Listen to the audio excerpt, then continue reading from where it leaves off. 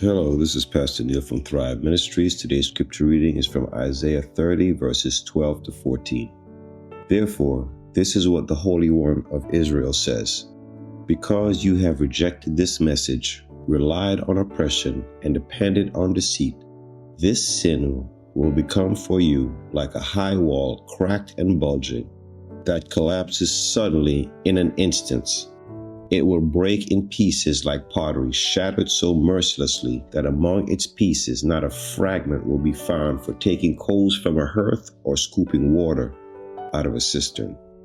The Lord is speaking to his people who have rejected him and who are now relying on oppression and deceit, and they also rejected God's message. They were living in direct contradiction to God. In other words, they were living in sin. The Lord then reveals to them the consequences of living like this.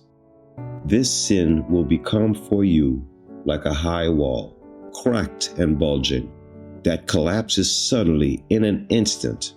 It will break in pieces like pottery, shattered so mercilessly that among its pieces not a fragment will be found for taking coals from a hearth or scooping water out of a cistern.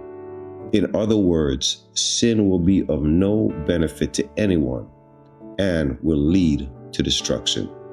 Even today, the consequences of sin have not changed.